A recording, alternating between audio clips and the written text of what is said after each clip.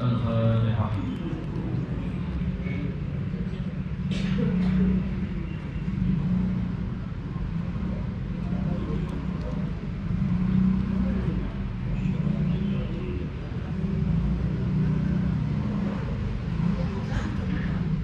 بسم الله الرحمن الرحيم. اللهم إني تبت بذنب الله طوله ما شاء الله طوله لا إله إلا الله بابه محمد رسول الله صلى الله عليه وسلم سفره لا حول ولا قوة إلا بالله العلي العظيم وأحاط بنا بسم الله الرحمن الرحيم. الحمد لله رب العالمين الرحمن الرحيم مالك يوم الدين إياك نعبد وإياك نستعين اهدنا الصراط المستقيم صراط الذين أنعمت عليهم غير المغضوب عليهم ولا الضالين آمين. سور وآية الله لا إله إلا هو الحي القيوم لا تأخذه سنة ولا نوم له ما في السماوات وما في الأرض من ذا الذي يشفع عنده إلا بإذنه يعلم ما بين أيديهم وما خلفهم ولا يحيطون بشيء من علمه إلا بما شاء وسع كرسيه السماوات والأرض ولا يؤوده حفظهما وهو العلي العظيم. بما استنارت كما استنارت الملائكة بمدينة الرسول بلا خندق ولا سور من كل خلق مقدور وهدر مهدور ومن جميع الشرور تدرسنا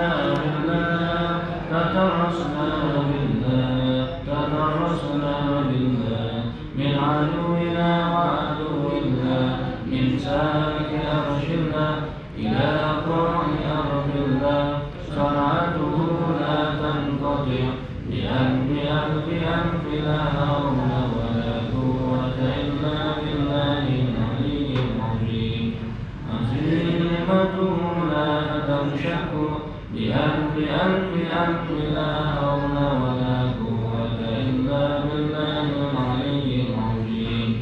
اللهم إن أحد أرادني بسوء من الجن والإنس والوحوش من بشر أو شيطان أو سلطان أو وسواس فاردد نظرهم في انتكاس وقلوبهم في وسواس وأيديهم في إفلاس وأربكهم إلى الرجل إلى الرأس.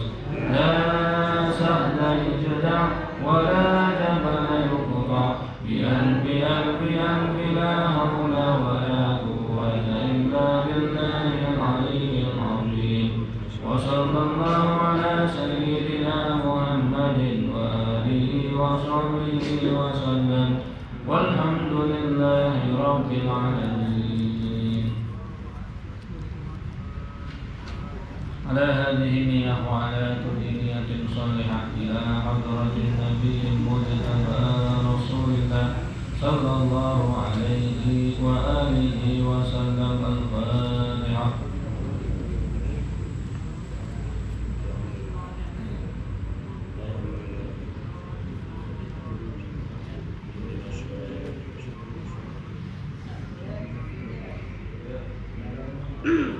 ثم إلى حضرات جميع أصحاب النبي صلى الله عليه وسلم خصوصا الخلفاء الراشدين سيدنا أبي بكر الصديق سيدنا عمر بن الخطاب سيدنا عثمان بن عفان سيدنا علي بن أبي طالب كرم الله وجهه وسيدنا عمر بن عبد العزيز والأصحاب العشرة المبشرة بالجنة رضي الله عنهم. الفاتحة.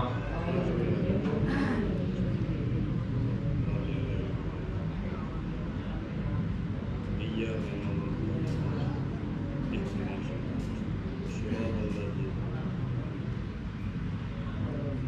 ثم إلى حضرات مؤلف كتاب بلوغ المرام الإمام الحافظ ابن حجر العسقلاني ومؤلف كتاب حاشية الدسوقي للشيخ محمد الدسوقي شرع بالبراهين الإمام سيد محمد السنوسي ونفعنا بعلومهم رحمهم الله. الفاتحة. الحمد لله رب العالمين. إياك نعبد اهدنا الصراط المستقيم صراط الذين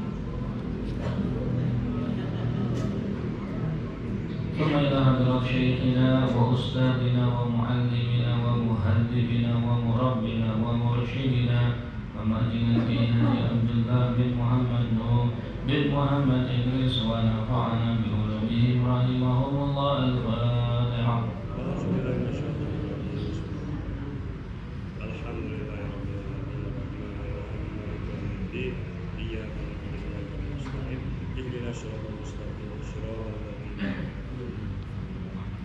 أعوذ بالله من الشيطان الرجيم. بسم الله الرحمن الرحيم. اللهم صل على سيدنا محمد وعلى آله وصحبه أجمعين. رب اشرح لي صدري ويسر لي أمري واحلل عقدة من لساني يفقهوا قولي. ربي زدني علما وارزقني فهما برحمتك يا أرحم الراحمين. والحمد لله رب العالمين.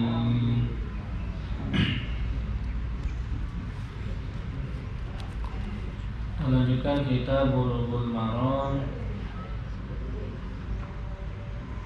halaman 297, hadis ke 1475.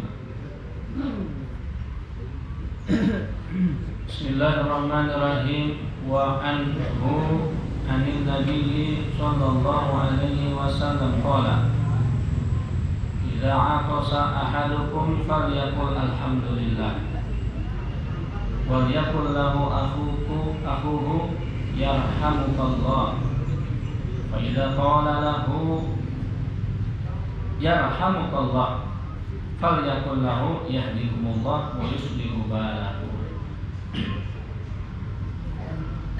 Wa anhu, dan dari Sayyidina Ali karamallahu wajhahu, anin Nabi sallallahu alaihi wasallam, dari Rasulullah sallallahu alaihi wa alihi wasallam qala, bersabda, idza aqasa ahadukum, apabila salah seorang dari kalian aqasa, bersin, apabila salah seorang dari kalian bersin, falyaqul alhamdulillah, maka baca atau ucapkanlah kalimat tahmid, yaitu alhamdulillah, di mana bersin ini adalah tekanan nafas yang kuat yang keluar tiba-tiba lewat batang hidung tanpa ada kehendak dari orang tersebut.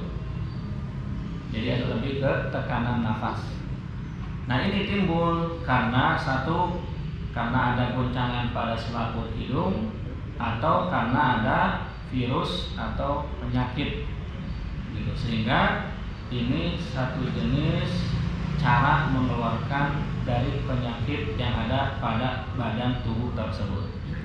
Maka biasanya kalau sudah bersin itu lebih plong, itu lebih enak, lebih segar, lebih fresh lagi, lebih wah, masya Allah begitu. Kenapa? Karena di hadis yang lain juga disebutkan, kata Rasul sallallahu alaihi wasallam, innallaha yuhibbul aqqas wa yukrihu at-tafa'um. Allah itu menyukai bersin, gitu. Nah, kalimat menyukai ini, kalau Allah menyukai tentu ada nilai baiknya, tentu ada nilai positifnya, tentu ada manfaatnya. Nah, di antara manfaatnya itu adalah mengeluarkan penyakit atau virus, dan badan pun akan lebih enak begitu. Dan Allah membenci at-tasa'ub, yaitu muat orang Indonesia, kata orang Sunda, wah, nama helai karena memang suaranya helai. Wah. Nah, kenapa dibenci? Karena menguap itu berasal dari syaitan. Kalau ditangkap dari dalam ilmu kesehatan kita, ini menguap itu karena berat dan berlebihnya zat dalam tubuh seseorang. Begitu. Sehingga kalau seandainya ada yang misalnya harus menguap atau keadaannya dia menguap, maka dia dianjurkan untuk menutup dengan tangannya atau dengan lengan atau bajunya. Atau pertama diusahakan tahan dulu, jangan sampai keluar. Kalaupun ternyata tidak kuat dan harus keluar, tutup seperti itu. Beda dengan bersin, gitu. Kalau bersin ini Allah menyukai bersin karena ada manfaatnya dan juga ada nilai positifnya. Itu diantara positifnya. Cuman bertepatan sekarang karena ada penyebaran, jadi yang bersin ini sekarang gitu. Hacis. Ngepikeun aya ada yang lagi naik motor, jatuh di motor, orang mau nolong, ini yang jatuhnya bersin, langsung lompatan. Takut katanya gitu. Jadi tetap aja yang jatuh begitu, nggak ditolong karena takut begitu. Nah, tapi yang jelas bersin ini memang mengeluarkan virus, mengeluarkan penyakit begitu. Nah, karena ini mengeluarkan penyakit, yang negatifnya keluar, lebih enteng badannya dan banyak manfaatnya, maka kita disunnahkan. Nah, sunnah memang hukumnya membaca alhamdulillah begitu. Nah, alhamdulillah ini meskipun di dalam sholat, hanya dalam sholat ini hanya untuk diri dia sendiri. Jadi kalau bersin kemudian dalam sholat, maka baca dalam hati saja sendiri. Habis lagi sholat, baca alhamdulillah begitu. Meskipun dalam sholat gitu ya. Nah, di luar sholat ini disunnahkan, dianjurkan baca tahmid, memuji Allah Subhanahu wa taala karena sudah dikeluarkan penyakit ini dan ada kesehatan untuk kita. Subhanallah, bersin ini ternyata sudah Allah atur, dan ini yang ngatur bukan manusia. Dijelaskan tadi, bersin ini nggak ada kehendak, nggak ada rencana, nggak ada keinginan dari manusia, nggak ada gitu. Tapi Allah yang ngatur semua jalan. Badan kita kalau kena penyakit ada lawannya dulu, ada imunitasnya dulu, dikeluarkan dulu begitu. Itu sudah Allah atur semuanya gitu. Jadi tidak ada yang bisa menciptakan sesempurna bentuk kecuali hanya Allah Subhanahu wa taala. Allah ciptakan ada misalnya yang namanya penyakit, tentu ada obatnya juga. Contoh misalnya di dalam lalat. Lalat ini kalau jatuh ke dalam air, maka dia kalau kita sunnahnya tenggelamin gitu. Terus diminum airnya. Tapi lalatnya piceun heula gitu. Lalatnya dibuang dulu, jangan. Nah, ternyata apa? Karena ketika lalat itu jatuh ke dalam air, dia menempelkan sayapnya yang kiri dan itu racun. Kenapa menempelkan yang kiri? Yang kiri karena bagi lalat tadi dia dalam keadaan bahaya, dia dalam keadaan gawat, maka dia tebarkan racun sayap kirinya. Nah, ternyata Rasul SAW ketika ada lalat tersebut celupkan, karena nanti sayap kanannya akan jadi penawar racunnya tersebut. Subhanallah, sudah Allah atur itu. Jadi ada penyakitnya, juga ada obatnya, dan seterusnya. Begitupun tubuh manusia. Ketika ada sakit, maka ada yang Allah ciptakan juga untuk mengeluarkan penyakit-penyakit tersebut. Nah, ini gambaran sederhana tapi manfaatnya sangat besar dari bersin. Dan bisa kebayang kalau ada orang mau bersin, nggak jadi bersinnya. Aduh, itu nggak enak gitu ya. Tapi kalau udah bersin, plong, tenang begitu. Nah, Jadi apalagi bersihnya 2 atau 3 kali gitu. Per 4 kali dapat piring katanya. Nah, jadi ketika ada yang bersih, maka ucapkanlah alhamdulillah. Nah, wa yaqul lahu akhuhu, dan jawab sama yang sebelahnya, sekitarnya atau saudaranya yang mendengar bersin tersebut, yaitu membaca doa yarhamukallah, mudah-mudahan Allah memberikan rahmat kepadamu. Jadi ini yang satu bersin memuji Allah doa, yang mendengarkan juga mendoakan yang bersin tersebut, mudah-mudahan Allah memberikan rahmat kepadamu. Dengan catatan jangan menjawab yarhamukallah ini ketika di dalam sholat, karena bisa membatalkan. Kalau apa yang membatalkan sholat? Karena di situ ada domir antahnya, yarhamuka, yarhamukallah, mudah-mudahan Allah merahmatimu. Nah, di dalam sholat tidak boleh ada maksud yang lain kecuali hanya Allah. Jadi itu ada, mudah-mudahan sebelahnya bersin, kemudian yang sholat tadi yarhamukallah, begitu. Itu batal sholatnya. Kenapa? Karena dia ada mendoakan yang berhadapan dengan dia. Itu sama sudah di luar sholat, gitu. Kalaupun misalnya menjawab, jawabannya harus ganti kata gantinya dengan dia.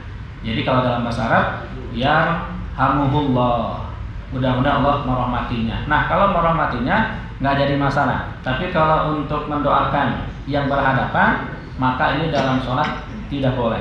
Sholat ini khusus hanya kepada Allah Subhanahu wa Ta'ala.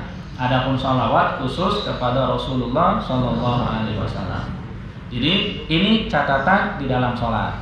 Di luar sholat maka ucapkanlah doa tadi, yarhamukallah, mudah-mudahan Allah merahmatimu.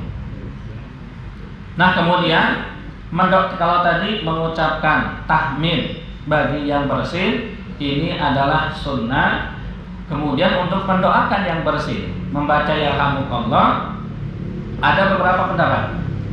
Beberapa ulama ada yang berpendapat ini adalah mendoakan dengan yarhamukallah ini wajib.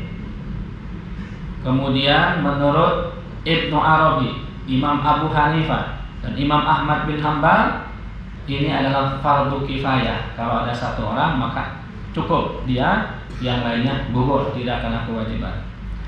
Tapi menurut Imam Asy-Syafi'i, mendoakan dengan yarhamukallah ini hukumnya adalah sunnah. Jadi nggak ada masalah ya. Dia membacakan atau tidak membacakan memang tidak sampai kepada yang haram, tidak ada kewajiban. Tapi dengan sunnah ini memang akan lebih afdol kalau dilaksanakan. Toh mendoakan dan hukumnya sunnah ini kan tidak berat, hanya mendoakan yarhamukallah, mudah-mudahan Allah merahmatimu. Nah, beres. Tadi dijawab dengan doa tadi. Wa idza qala lahu yarhamukallah, apabila ada yang mendoakan membaca yarhamukallah, falyakul lahu, maka yang bersin tadi balas lagi. Tapi ini terakhir, jangan balas-balas nanti mual beres-beres. Bolak-balik. Nah, ini terakhir, hanya sampai 3.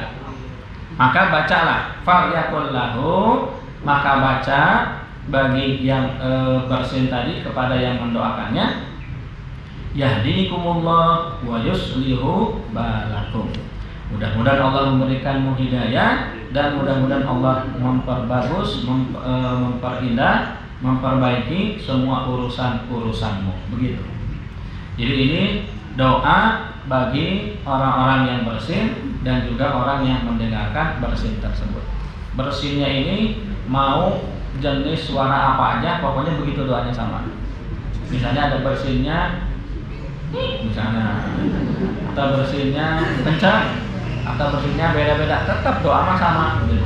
Yang penting keluar itu bersin, maka ucapkan alhamdulillah, dijawab yarhamukallah, dijawab lagi yahdikumullah wa yuslihu balakum. Indahnya dalam Islam begitu mendoakan satu dengan yang lainnya. Subhanallah.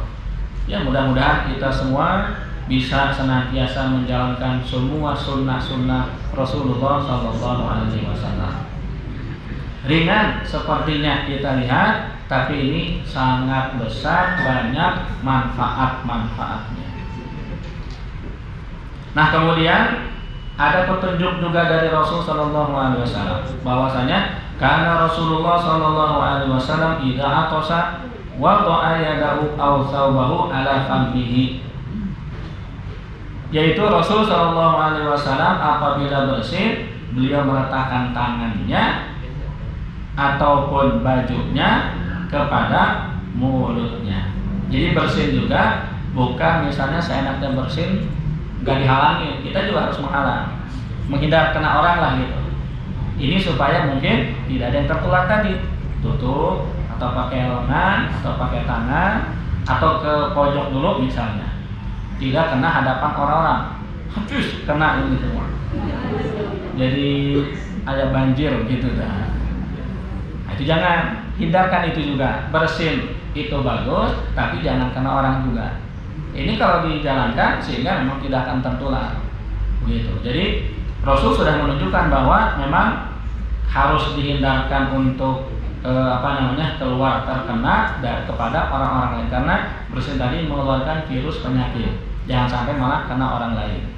Tapi sesungguhnya bersin itu adalah dari Allah Subhanahu wa Ta'ala, maka ucapkanlah alhamdulillah. Insya Allah yang bersin ini adalah memiliki badan yang sehat, gitu. Beda dengan tadi lawannya, yaitu tasawuf, yaitu menguap atau huai, gitu ya, karena itu berasal dari setan. Meskipun kecuali mungkinnya karena tahajud atau misalnya tidurnya cuma sejam, nguap, ngantuk, itu mah wajar. Cuman yang nggak wajar, capek itu kan, wah gitu.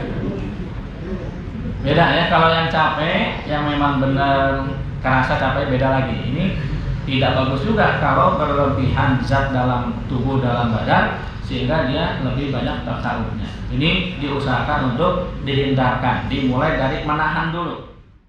Ya, menahan kalau mungkin, kalau bisa, kalau tidak bisa maka tutuplah dengan tangannya, dengan telapak tangannya.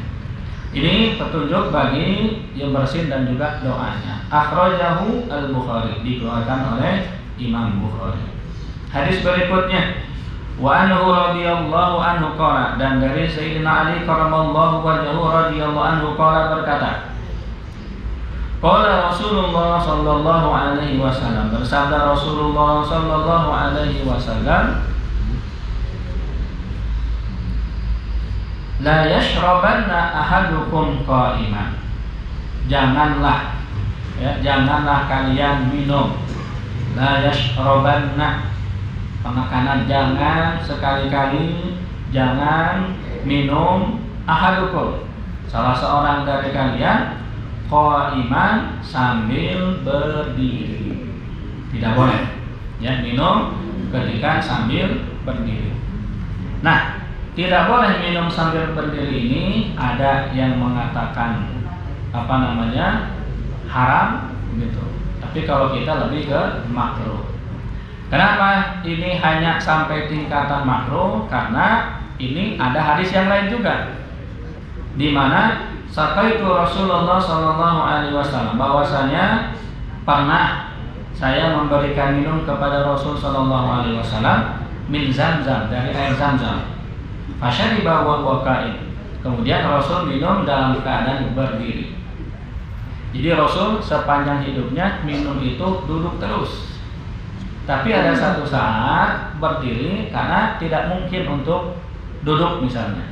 Maka Rasul sekali minum berdiri tadi. Maka ketika Rasul minum berdiri sekali karena tidak mungkin maksudnya untuk duduk, jatuhlah hukum minum dalam keadaan berdiri ini adalah hukumnya makruh. Seandainya Rasulullah SAW minumnya duduk terus, tidak pernah ada berdiri satu kali pun, maka hukum minum untuk duduk hukumnya adalah wajib, dan minum berdiri hukumnya adalah haram. Bisa dibayangkan kalau ternyata itu hukumnya berjalan begitu, banyak orang yang kena haram semua. Ya, belum mending hanya berdiri, ini sambil berdiri sambil jalan. sambil diri sambil jalan, mending satu tangan, dua tangannya ngegayem begitu, makan maupun atau minum dan seterusnya. Nah ini hukumnya ini memang hanya sampai ke tingkatan yang makruh. Dan Rasul Shallallahu Alaihi Wasallam tetap menekankan minum ini harus duduk kecuali ketika tidak memungkinkan.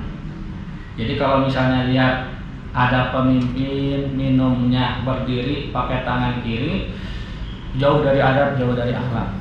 Tapi ketika ada pemimpin minumnya jongkok duduk dulu karena nggak ada kursi, dia sedang melakukan adab dan akhlaknya. Dengan catatan itu pun lillahi ta'ala, bukan untuk pencitraan, bukan untuk ingin dilihat soleh dan seterusnya. Tapi ini memang kalau murni dia menjalankan aturan Allah Subhanahu wa Ta'ala. Karena ini menunjukkan dari tingkat akhlak dari seseorang. Dan minum secara berdiri ini juga tidak baik untuk ginjal kita juga, lambung kita juga. Ada orang yang kena vonis ginjalnya bermasalah gitu. Ternyata setelah diselidiki, oh ini minumnya seringnya berdiri gitu, sehingga lebih banyak kerusakannya yang ada pada tubuhnya.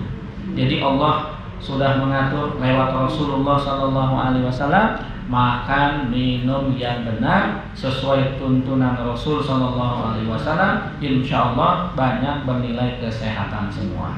Jadi kalau memang ingin selamat, ingin sehat, hanya ikuti aturan Allah, ikuti Rasul Sallallahu Alaihi Wasallam. Ini contoh-contohnya yang mungkin masih ringan lah. Makan, kemudian tadi bersih, kemudian minum gitu ya, dan seterusnya. Jadi tidak boleh kalian minum dalam keadaan berdiri. Kalau tidak mungkin ya, kecuali minimal kita menyandarkan badan.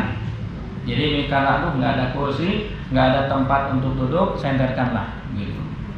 Nah ini juga banyak yang tidak dimengerti oleh masyarakat. Ada masyarakat yang mungkin mengadakan acara-acara, tapi kemudian ada hidangan, cuman hidangannya semua berdiri gitu. Nah ini harus hati-hati sekali gitu ya. Jangan sampai tidak ada nilai keberkahannya, tidak ada pahalanya, malah yang ada menjadi madorot-madorot semuanya. Bukan dari jeleknya acara, tapi caranya. Silakan ada acara bagus, kemudian berkumpul juga silakan, ada hidangan juga silakan, tapi usahakan tetap jalankan, laksanakan semua adab-adab, semua akhlak-akhlaknya, terutama dalam urusan makan dan juga minum. Akhrajahu Muslim, hadis ini dikeluarkan oleh Imam Muslim. Hadis yang berikutnya, wa anhu radhiyallahu taala anhu qala, dari Sayyidina Ali karramallahu wajhahu berkata, qala Rasulullah sallallahu alaihi wasallam, bersabda Rasulullah sallallahu alaihi wasallam, idzan ta'ala ahadukum, kalau salah seorang dari kalian memakai sandal. Coba, jadi bersihin ada aturannya, minum ada aturannya, pakai sandal juga ada aturannya gitu. Nah, kalau salah seorang dari kalian pakai sandal, falyabda bil yamin, maka mulailah dengan yang kanan dulu. Ini aturan sunnahnya, kalau pakai sandal pakai yang kanan dulu, karena Rasul menyenangi yang dimulai dengan yang kanan-kanan. Maka kita usahakan apapun pekerjaannya, apapun yang kita lakukan, usahakan mulailah dengan yang bagian kanan. Biasanya yang bagi-bagi makanan yang kanan dulu bagiin, atau misalnya pakai baju yang kanan dulu, celana yang kanan dulu. Beda ketika melepaskannya. Bahkan dalam mengaduk juga mungkin kita seringnya ke kiri, nyeduh kopi, oh ya ke kiri ya gitu. Nah kalau memang mungkin, kalau itu pun bisa, balikin ke kanan. Ustaz kagok kan gitu. Ya awalnya kagok memang, tapi nanti jadi kanan terus. Sampai segitu kalau ingin mencontoh yang kanan-kanan, semua kita usahakan yang kanan-kanan. Memandikan jenazah juga kan sunnahnya yang kanan-kanan dulu, bagian kanan. Kita juga mandi ataupun mandi besar, disunahkan yang kanan. Wudu semua yang kanan dulu bagian-bagiannya. Semuanya yang kanan ini disukai oleh Rasul Shallallahu Alaihi Wasallam. Karena yang kiri ini yang dilakukan oleh setan pertama kali. Jadi manakala yang dia kerjakan dengan kiri, maka disitulah diiringi oleh setan. Tapi kalau dengan kanan, insya Allah ada keberkahannya. Nah, ketika kalau kalian ingin pakai sendal, maka pakailah yang kanan. Wa idza naza'a, dan kalau ingin melepaskan, falyabda bishimal, maka lepaskanlah yang kiri dulu. Sehingga yang kanan akan terakhir jadinya. Kalau pakai sendal yang kanan dulu, kalau melepaskan sendal yang kiri terlebih dahulu. Wa takun al-yumna awwalahuma, dan jadikanlah kanan itu adalah yang pertama kali. Kalau yang pakai sendal berarti pertama kali adalah bagian yang kanan dulu. Ada tapi Ustaz, saya alhamdulillah sudah dijalankan. Saya sendal rutin pokoknya kanan dulu, kemudian pasti lepasnya kaki kiri. Alhamdulillah. Cuman masalahnya sendalnya punya orang terus. Eta masalahnya. Sunnah jalan, tapi pakai sendal orang gitu.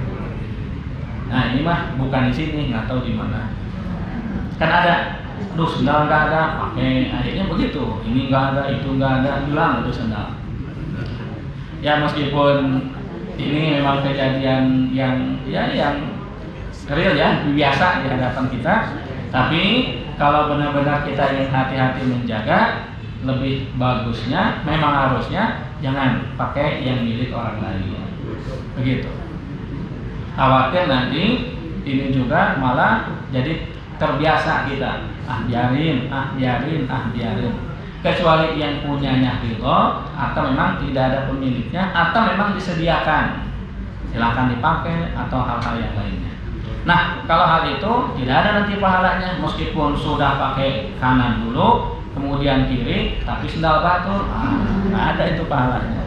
Jadi penting juga itu, sendal punya milik kita sendiri. Nah, apabila salah seorang dari kalian pakai sendal, mulailah dengan yang kanan. Kalau melepaskan, maka yang kiri. Watakun awwalahuma al-yumna awwalahuma, dan jadikan yang kanan itu adalah yang pertama kali dipakai. Wa akhiruhuma tunza'u, dan yang terakhir untuk dilepaskan. Jadi yang kanan ini pertama kali dipakai, dan yang kanan ini terakhir dilepaskan. Ini aturan di dalam memakai sendal. Nah, sepatu pun ya kurang lebih sama. Sepatu atau sendal atau hal-hal yang lainnya lah.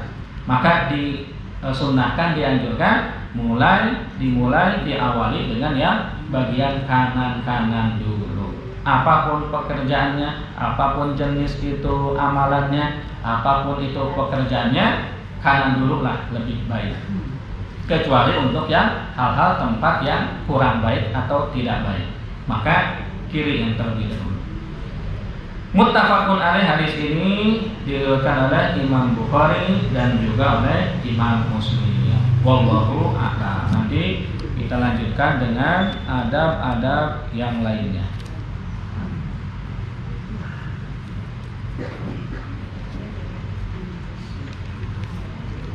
Nah, nanti masih tentang sendal ini hadis ya. Sendal ini larangan pakai sendalnya, nanti nggak boleh pakai sendal satu. Kan sapasang. Iya pakai sendal hiji nggak boleh. Emang ada apa? Nanti ceritanya di depan. Jadi nggak boleh ada sendalnya pakai satu sendal, ya satu enggak. Kecuali kalau sendalnya memang pakai dua, cuman dua-duanya kanan misalnya. Nah, yang satu kiri, dua-duanya kiri atau dua-duanya kanan. Nah, nanti diceritakan kenapa ini tidak boleh hanya pakai satu sendal, harus dua sendal. Wallahu a'lam. Nanti insyaallah. Al-Fatihah. A'udzu billahi minasyaitonir rajim. Bismillahirrahmanirrahim. Alhamdulillah. Ya.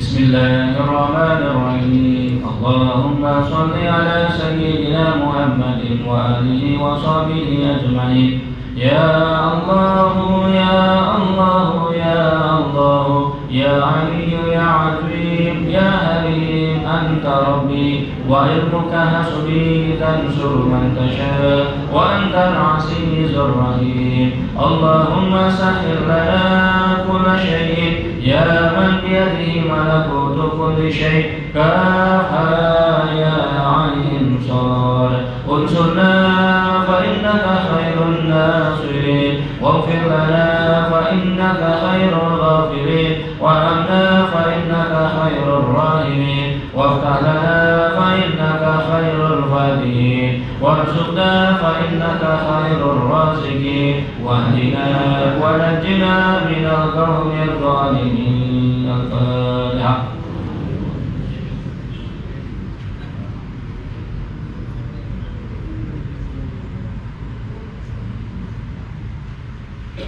إلهي علمك كاف عن السؤال اكفني بها في الفاتحة سؤالا وكرمك كاف عن المقال اكفني بها في الفاتحة مقالا وحصل ما في ضميري وحصل ما في ضميري وحصل ما في ضميري.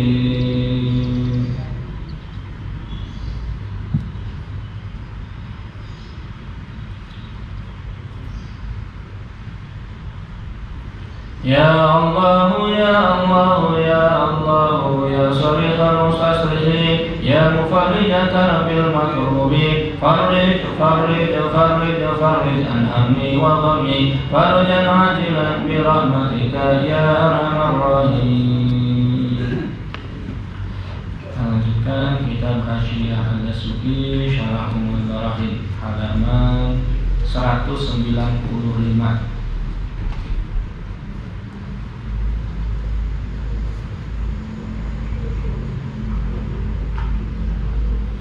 18 baris dari bawah. Wa qila annahu badalun min ismillah. Bismillahirrahmanirrahim. Wa qad qila annahu badalun min ismillah bi'tibari mahallil ibtida, yakni bi'tibari mahallil ismi qabla dukhulila.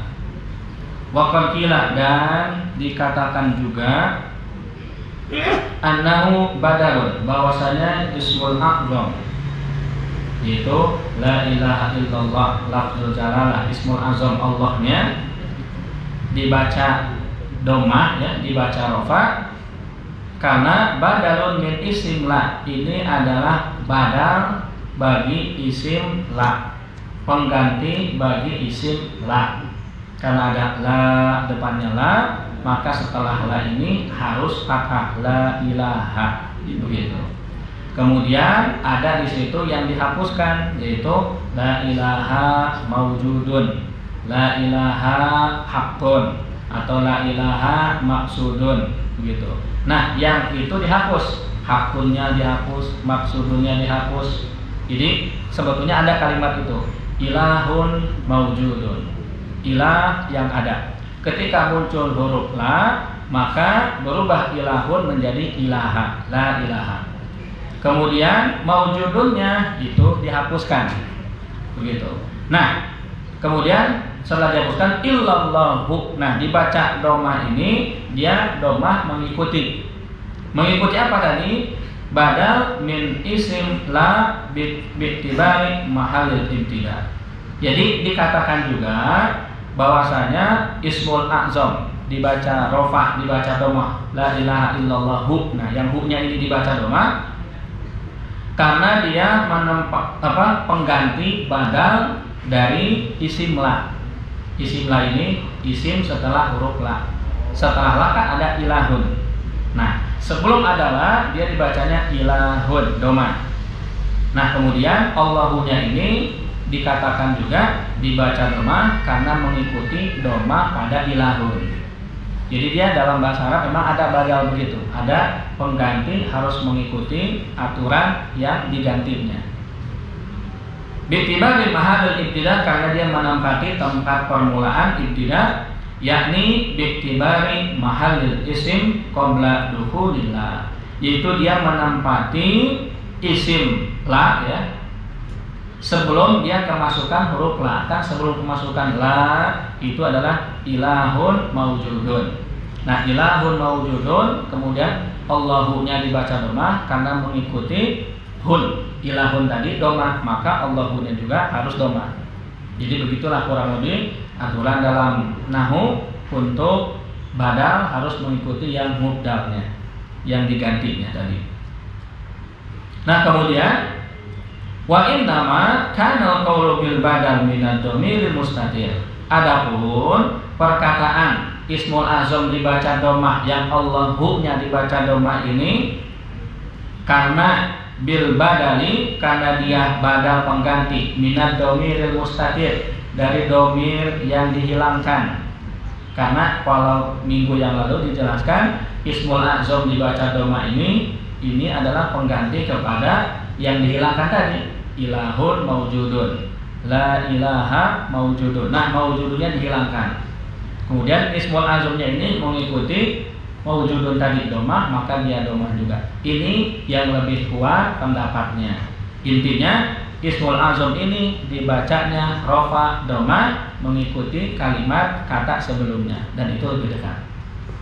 Memang yang ini terkait tentang bahasa atau kalimat dalam ilmu tauhid, ini kita belum beranjak-anjak ini.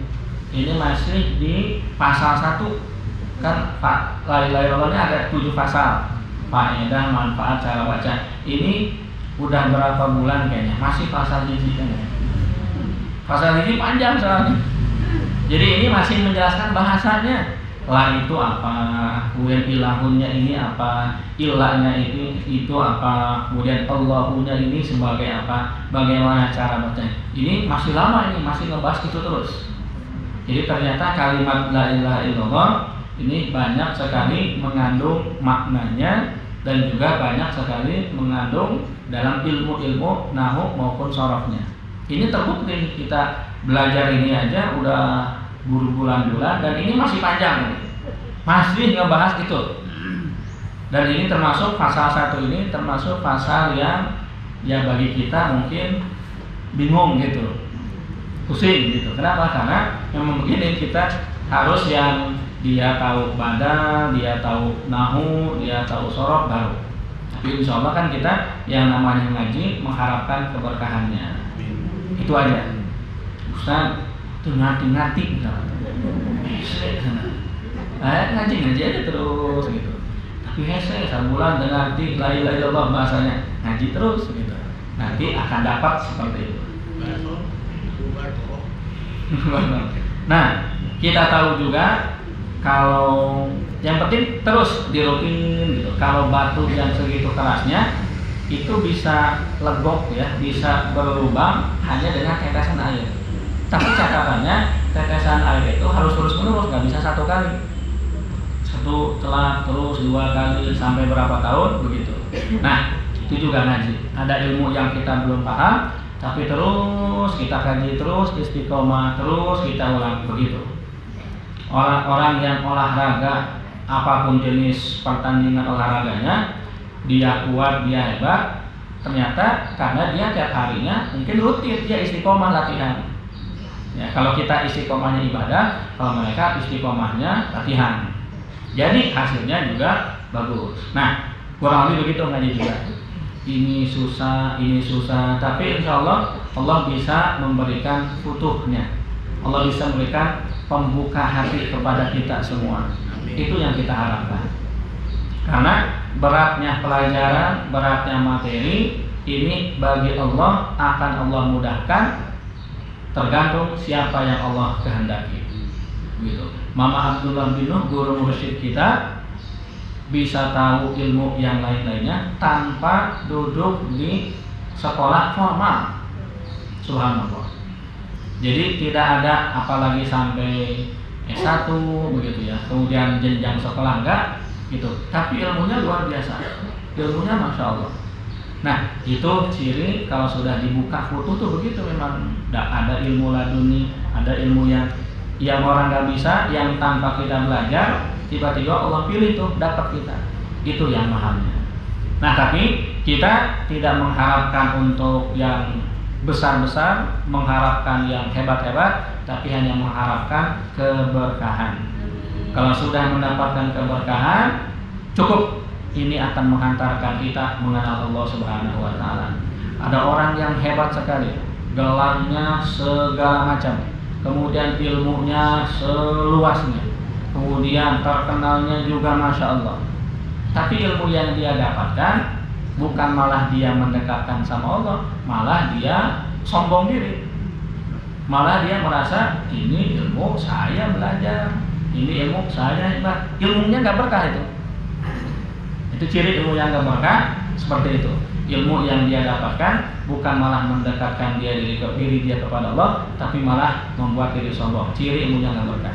Tapi kalau ilmu yang berkah, belajar ilmu-ilmu yang sederhana, tapi terus malah mendekatkan diri kepada Allah, ciri ilmu yang berkah.